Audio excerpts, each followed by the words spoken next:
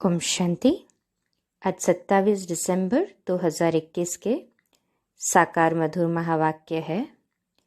मीठे मीठे बाबा हम बच्चों से कहते हैं, मीठे बच्चे, भारत भूमि सुखदाता बाप की भूमि है। बाप ही आकर सभी बच्चों को दुख से लिबरेट करते हैं। भारत भूमि किसकी है? सुखदाता बाप की जन्मभूमि। और बाबा आकर अभी हमें दुख से लिबरेट करते हैं। हो गए ना सभी दुख से लिबरेट? कोई दुख छिपाया तो नहीं है अंदर? बाबा आया ही दुख लेने के लिए है, तो अपने सब दुख बाबा को दे देने हैं। दे दिए ना सभी ने? कहे हाँ जी बाबा। आज का प्रश्न है, सबसे ऊंची बड़ी लंबी कहानी कौन सी है जो तुम बच्चों के लिए कॉमन है? बाबा उत्तर देते हैं, इस ड्रामा के आदि मध्य अंत की कहानी बड़ी लंबी और ऊंची है।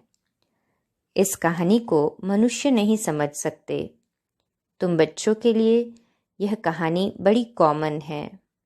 तुम जानते हो यह ड्रामा कैसे हूबहू रिपीट होता है, यह सीढ़ी कैसे फिरती रहती है।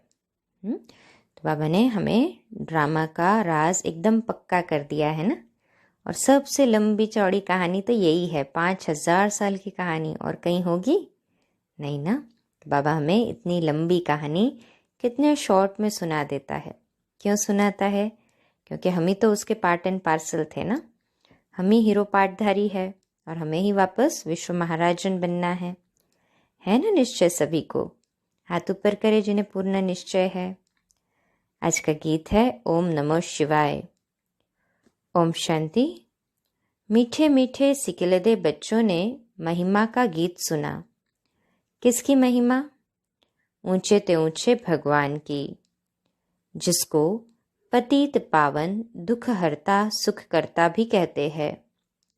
सुख देने वाले को याद किया जाता है। बच्चे जानते हैं सुख देने वाला एक ही परमपिता परमात्मा है। सभी मनुष्य मात्र उनको ही याद करते हैं। और धर्म वाले भी कहते हैं कि बाप आकर दुख से लिबरेट कर सुख देते हैं, परंतु ये नहीं जानते कि बाप सुख देते हैं।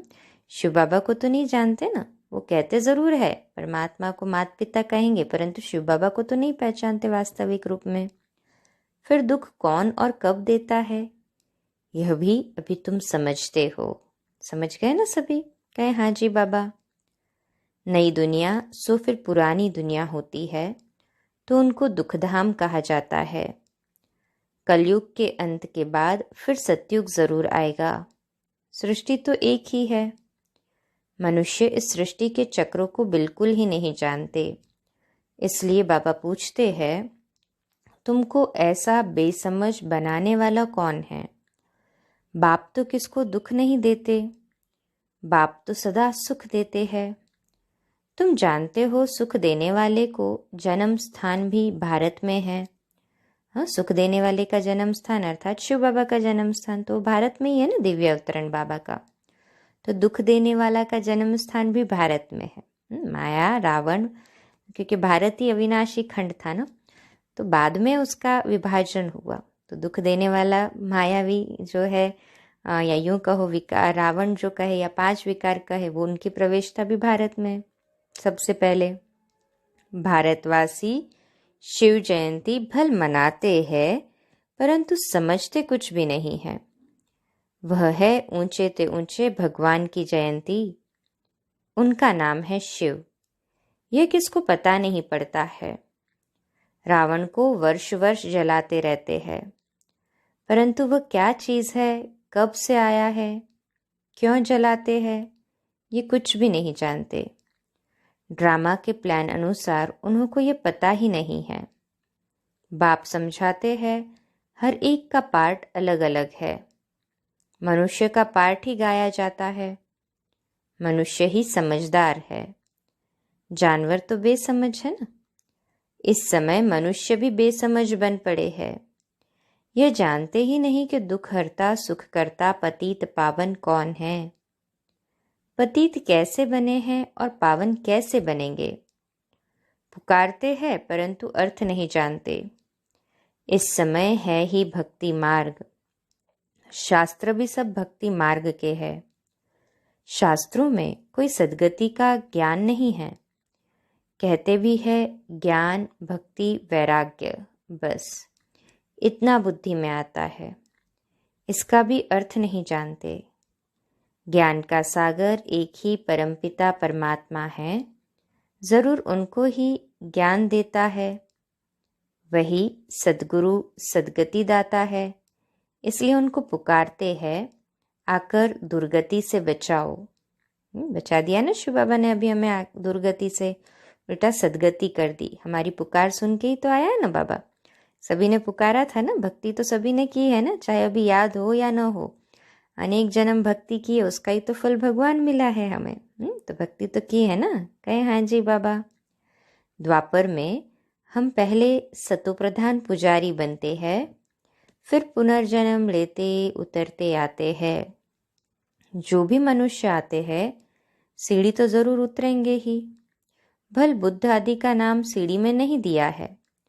अगर उनको दिखाओ भी तो भी उन्हें भी सीढ़ी तो उतरनी ही है ना। उनको सतो रजो तमो में तो आना ही है। कभी सब हाँ अभी तो देख रहे हैं हम सभी, अभी कैसे है, तमो प्रधान है ना अभी एकदम। अब बाप समझाते हैं यह शास्त्र सब भक्ति मार्ग के है। तो अभी बाबा ही हमें समझाते हैं कि ये सभी शास्त्र भक्ति मार्ग के हैं, जिसमें अनेक प्रकार के कर्मकांड है। ज्ञान देने वाला एक ही बाप है। ज्ञान सागर ही आकर सच्चा ज्ञान सुनाते हैं। आधा कल्प है दिन, उसमें भक्ति की बात ही नहीं। दिन में कभी ठोकरें नहीं खाते, वहाँ तो सुख ही सुख है। वह बाप का वर्षा तुमको कल्प के संगम पर मिलता है। यह ज्ञान बाप उन्हीं बच्चों को देते हैं जिनको कल्प पहले दिया था, और कल्प कल्प देते ही रहेंगे। उनकी बुद्धि में ही बैठेगा कि रचयिता ही रचना का ज्ञान दे रहे हैं। चित्र कितने बनाते रहते हैं, फिर उन्हों के कैलेंडर्स भी बनेंगे। बनते ही है ना लक्ष्मी नारायण के और देवताओं के कैलेंडर्स। नई चीज़ कोई निकलती है तो वो फैलती है। अभी भारत में रचयिता बाप आकर रचना और रचता का ज्ञान दे रहे हैं। यह भी फैलेगा, अभी तो फैल चुका है और बाहर सबके पास जाएगा। फिर वह नहीं कह सकेंगे कि हम स्वर्ग में क्यों नहीं जाते, ज्ञान सबको मिल गया तो सभी जा सकते हैं। सबको पता पड़ जाएगा बना बनाया ड्रामा है, इसमें फर्क ही नहीं पड़ सकता। दुनिया में तो अनेक मत है, कोई कहते नेचर है, कोई कहते आत्मा निर्लेप है, कोई आत्मा को प्रकृति समझ लेते तो कोई निर्लेप। पिछाड़ी में एक बाप का ही सुनेंगे। अंत समय में सब समझ जाएंगे कि नहीं ये तो सब कन्फ्यूजन्स थे, परमात्मा को जान जाएंगे ना तो निश्चय होने लगेगा। समझेंगे बरोबर हम इस ड्रामा के एक्टर्स भी है। यह वैरायटी धर्मों का झाड़ है। सबकी बुद्धि का ताला खुल जाएगा। अभी ताला बंद है। तुम्हारे धर्म की बात अलग है, बाकी ड्रामा प्लान अनुसार वे स्वर्ग में आ नहीं सकते। हमारा धर्म स्थापक फलाने समय पर आया, क्राइस्ट कोई स्वर्ग में थोड़ी आया। यह सब बातें इस झाड़ से ही बुद्धि में आएंगी, सीढ़ी से नहीं। झाड़ बड़ा अच्छा है। सारे धर्म के धर्म स्थापकों का पूरा ज्ञान आ जाता है ना झाड़ में, तो समझेंगे यह बना बनाया नाटक है। बाकी योग की बात तुम समझते हो। हम पावन बन बाप को याद करें तो विकर्म विनाश हो। जब योग युक्त हो जाएंगे तब अपना भी पता पड़ जाएगा। रचता और रचना की नॉलेज आगे चलकर सब समझेंगे, अभी नहीं। ड्रामा भी बड़ा युक्ति से बना हुआ है। लड़ाई तो लगनी ही है ना। अभी तुम्हारी बुद्धि में ये ड्रामा का राज है। अगर कोई नया आ जाता है तो शुरू से लेकर समझाना पड़ता है। यह बड़ी लंबी कहानी है। है बहुत ऊंची मगर तुम्हारे लिए कॉमन है। तुम जानते हो यह सीढ़ी का चक्र कैसे फिरता है। बाप कहते हैं मीठे बच्चे, बाबा क्या कहते हैं अभी, भक्ति मार्ग में तुमने कितनी तकलीफें ली है, यह भी ड्रामा में नूंद है। यह सुख दुख का खेल तुम्हारे ऊपर बना हुआ है। तुम बहुत ऊंच भी बनते हो तो नीच भी बनते हो। बाप कहते हैं मीठे बच्चे, मैं इस मनुष्य सृष्टि का बीज रूप हूँ। झाड़ का सारा नॉलेज तो जरूर मेरे पास ही होगा। बड़ के झाड़ का मिसाल भी इनके ऊपर ही है। कल्प वृक्ष के ऊपर उसका एग्जाम्पल दे देते हैं ना, जड़ जड़ीभूत हो जाता है वो भी। तो सन्यासी लोग भी मिसाल देते हैं, परंतु उनकी बुद्धि में कुछ भी नहीं है। तुम तो जानते हो कैसे आदि सनातन देवी देवता धर्म प्रायलोप हो जाता है, अभी वो फाउंडेशन है नहीं। बाकी सारा झाड़ खड़ा है, सभी धर्म है, बाकी एक धर्म नहीं है। बड़ का झाड़ भी देखो कैसे खड़ा है, थूर है नहीं, फिर भी झाड़ सदैव हरा भरा है। दूसरे झाड़ फाउंडेशन बिगड़ सूख जाते हैं, क्योंकि थूर बिगड़ पानी कैसे मिले, परंतु वह बड़ का झाड़ सारा ताज़ा खड़ा है। ये वंडर है ना। वैसे ही इस झाड़ में भी देवी देवता धर्म है नहीं, अपने को समझते ही नहीं है। देवता धर्म के बदले हिंदू कह दिया है। जब से रावण राज्य शुरू हुआ है तो देवी देवता कहलाने लायक नहीं रहे हैं, तो नाम बदल हिंदू रख दिया। देवताओं के सिर्फ जड़ चित्र निशानी जाकर रही है, जिससे समझते हैं स्वर्ग में उन्हों का राज्य था। परंतु हम ही ये थे, ये विस्मृति हो गई ना, क्योंकि जो हम आत्मा सत्व प्रधान थी, शरीर भी सत्व प्रधान था। विकारों में गए तो आत्मा भी तमो प्रधान और शरीर भी तमो प्रधान, तो खुद को हिंदू कहलाना शुरू कर दिया। द्वापर से जैसे ही रजो शुरू हुआ वैसे। परंतु वह स्वर्ग कब था यह कोई जानते नहीं। सत्युग की आयु बहुत लंबी चौड़ी कर दी है। जो पास्ट हो गया वह फिर अपने समय पर ही रिपीट होगा। वही फीचर्स अभी थोड़े ही हो सकते हैं, वह फिर स्वर्ग में ही होंगे। यह ज्ञान तुम ही समझते हो, बाकी वह सब भक्ति करते पतित बनते रहते हैं।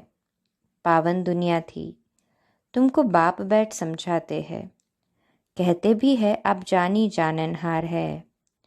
बाप कहते हैं मैं कोई एक एक के दिल को थोड़ी बैठ जानूंगा। कोई कहते हैं बाबा आप तो सब कुछ जानते हो, हम विकार में जाते हैं, आप सब जानते होंगे। बाप कहते हैं मैं सारा दिन बैठे जानता हूँ क्या, मैं तो आया हूँ पतितों को पावन बनाने। तुम जानते हो हम बाबा से सुख का वर्षा ले रहे हैं, बाकी सब वापस मुक्ति धाम में चले जाएंगे। कैसे जाएंगे, इसमें तुम्हारा क्या जाता है। क्यों इतना सोचते हैं, क्यों इतना माथा पेची करते हैं। भाई अपने पुरुषार्थ के लिए हमें टाइम कम पड़ रहा है, उसी को टाइम को सफल करो ना। बाप ही आकर मुक्ति जीवन मुक्ति में ले जाते हैं, है ना सभी को निश्चय। कहे हाँ जी बाबा। हिसाब किताब चुकतू कर सबको जाना है, तुमको सतो प्रधान बनना है। तुम दूसरे की बात में क्यों जाते हो। तमो प्रधान से सतो प्रधान बनाने वाला एक ही बाप है। भक्ति मार्ग में ज्ञान की रत्ती नहीं हो सकती। कहते हैं ज्ञान और भक्ति, पूछो ज्ञान कितना समय और भक्ति कितना समय चलती है, तो कुछ भी बता नहीं सकते। भक्ति अलग चीज़ है। बाप खुद ही समझाते हैं कि मैं कैसे आता हूँ, किस में प्रवेश करता हूँ। मनुष्य भक्ति मार्ग में फंसे हुए हैं, फंसे हुए हैं ना सभी मनुष्य अभी भक्ति में, तो इसलिए मुश्किल ही बाबा को पहचानते हैं। इसलिए तुम शिव शंकर के चित्र पर समझाते हो, कॉन्ट्रास्ट समझाएंगे उनको तब थोड़ा थोड़ा बुद्धि में बैठेगा ना। वह दोनों को एक ही कर देते हैं। वह सूक्ष्म वतनवासी, वह परम धाम के वासी, दोनों के स्थान अलग अलग है, फिर एक नाम कैसे रख सकते हैं। वह निराकारी, वह आकारी, ऐसे बाबा में कैसे समझाते हैं कि वो निराकारी, शिव बाबा निराकारी है और शंकर आकारी। शंकर में शिव प्रवेश करते ऐसे भी नहीं है, इसलिए हाँ शिव शंकर कह दिया उन्होंने तो गपोड़ा कर दिया ना। तो ब्रह्मा बाबा का रथ था, वही जब संपूर्णत्व को पाता है तो हाँ शंकर माना क्या कि क्यों उसके गले में सांप दिखाते, माना विकारों पर जीत पाली, तपस्या बता रहे हैं ना। निर्वस्त्र क्योंकि देही अभिमानी है, तो ब्रह्मा बाबा देही अभिमानी बनकर विकारों पर जीत पाते, माना शंकर है ना। और उन्हीं में शिव की प्रवेशता होती है, इसलिए तुम शिव शंकर कह देते हो। बाप समझाते हैं मैं इस ब्रह्मा में प्रवेश करता हूँ। एक्चुअल में किस में प्रवेश करते हैं बाबा? ब्रह्मा बाबा में। तुमको ये किसने बताया कि शिव शंकर एक है? शंकर को तो कभी कोई गॉडफादर नहीं कहते, उनको तो गले में सांप डाल शक्ल ही कैसी बना दी है, फिर बैल पर सवारी दिखाते हैं। कितना गपोड़ा कर दिया है ना। शंकर को भगवान तो बिल्कुल ही नहीं मानेंगे। एक शिव बाबा ही भक्ति में सबकी मनोकामना पूर्ण करते हैं। शंकर के लिए तो सिर्फ कहते हैं आंख खोली तो विनाश हो गया। बाकी सूक्ष्म वतन में कोई बैल सर्प आदि थोड़े ही होते हैं, वह तो पैदाइश यहाँ की है। कलयुग में ही होते हैं ना ये सभी प्राणी। कितने पत्थर बुद्धि बन गए हैं, यह भी समझते नहीं कि हम पतित हैं। बाप कहते हैं मैं इन साधुओं का भी उद्धार करने आया हूँ। तो ये साधुओं का उद्धार भी तो बाबा ही करते हैं ना। साधना की जाती है कुछ प्राप्ति के लिए, तो साधु लोग फिर अपने को शिव व भगवान कैसे कहला सकते हैं? शिव को तो साधना करने की दरकार ही नहीं है।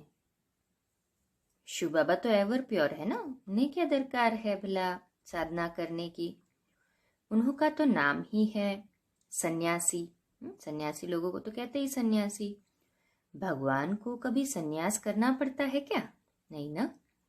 सन्यास धारण करने वाले को गेरू वस्त्र धारण करने पड़ते हैं। भगवान को भी यह वेश धारण करना पड़ता है क्या? पूछ रहे बाबा। नहीं ना, वह तो है ही पतित पावन। कहते हैं मैं इन वेशधारियों का भी उद्धार करता हूँ। साधु सन्यासियों का भी उद्धार तो शिव बाबा ही करेगा ना। ड्रामानुसार हर एक अपना अपना पार्ट बजाते हैं। भक्ति मार्ग में मनुष्य जो कुछ करते हैं समझते नहीं हैं। शास्त्रों से किसकी सद्गति नहीं होती, सद्गति होती है एक सत्य बाप से। ड्रामानुसार यह शास्त्र भी जरूरी है। गीता में क्या क्या लिख दिया है, गीता किसने सुनाई वो भी कोई जानते नहीं। तुमको मुख्य जोर देना है गीता पर। गीता ही सर्वशास्त्रमय शिरोमणि है। अभी यह धर्मशास्त्र किसने और कब रचा और इससे क्या हुआ कोई जानते नहीं। गीता में जो कुछ लिखते आए हैं वह फिर रिपीट होगा। हम उनको अच्छा व बुरा कुछ नहीं कहते हैं, परंतु समझते हैं यह भक्ति मार्ग की सामग्री है जिससे मनुष्य उतरते जाते हैं। 84 जन्म पूरे लेते लेते उतरती कला में तो आना ही है। हम भी तो उतरती कला में आ गए हैं ना। सभी हो गए 84 जन्म पूरे, माना उतरती पूरी कला उतर गई, और फिर बाबा चढ़ती कला करवा देता है इस एक जन्म में। तभी तो सबकी चढ़ती कला हो रही है ना। कहे हाँ जी बाबा। 84 जन्म पूरे लेते लेते उतरती कला में भी आना है। जब सब अपना अपना पार्ट बजाने आ जाते हैं तब अंत में बाप आते हैं सबको ले जाने। इसलिए उनको कहा जाता है पतित पावन सर्व का सद्गति दाता। वह जब आते हैं तभी आकर रचता और रचना के आदि मध्य अंत का ज्ञान सुनाते हैं। अब बाप बैठ पढ़ाते हैं। यह भी माया घड़ी घड़ी बुला देती है, नहीं तो भगवान हमको पढ़ाकर विश्व का मालिक बनाते हैं तो कितनी खुशी होनी चाहिए। सतयुग में यह ज्ञान नहीं होगा, फिर भक्ति मार्ग में वही भक्ति के शास्त्र होंगे। 2500 वर्ष का यह पाठ बजाना ही है। फिर भक्ति भी 2500 वर्ष चलेगी ना। यह चक्र का ज्ञान तुम्हारी बुद्धि में है। वो लोग तो न पतित पावन को जानते, न पावन से पतित कौन बनाते हैं ये जानते। सिर्फ खिलौने बनाकर खेलते रहते हैं, समझते कुछ भी नहीं। स्थापना करते फिर उसका विसर्जन कर डालते, तो क्या हो गया? बच्चे जैसे खेलते हैं खिलौने से, तो ऐसे बाबा कहते हैं खेल रहे हैं, परंतु समझ तो नहीं है ना। तुमको कहेंगे तुम भी भारतवासी हो, तुम फिर कैसे कहते हो कि सिर्फ भारतवासी कुछ नहीं समझते, बेसमझ है।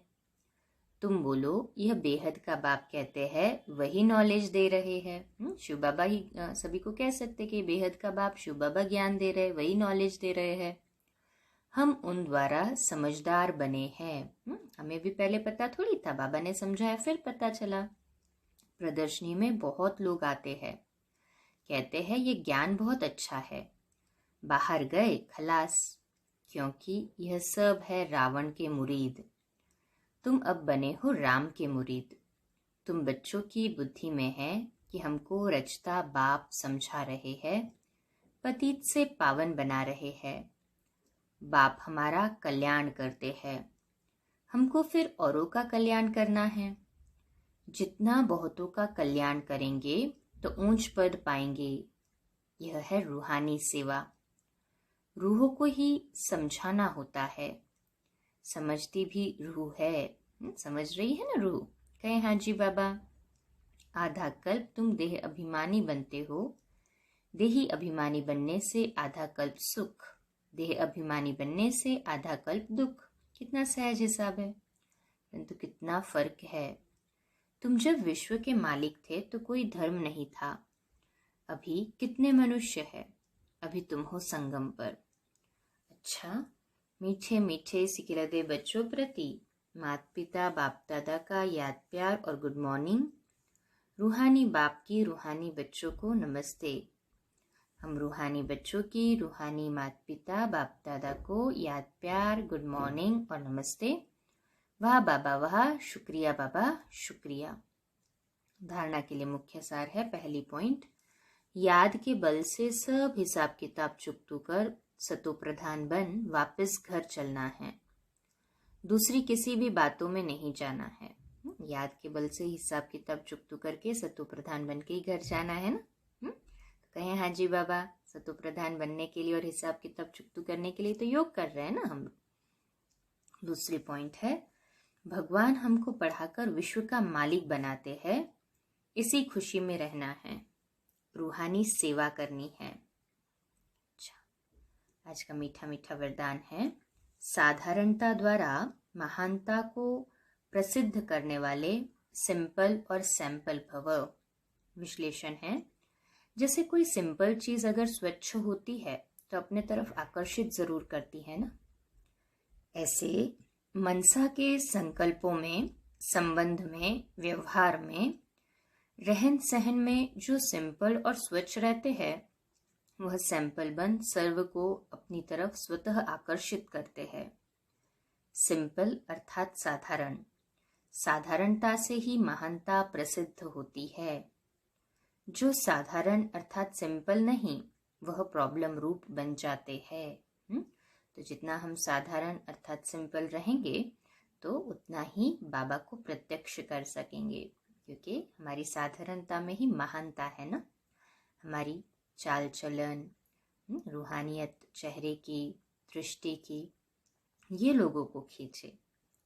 आज का स्लोगन है, दिल से कहो मेरा बाबा तो माया की बेहोशी से बंद आंखें खुल जाएंगी।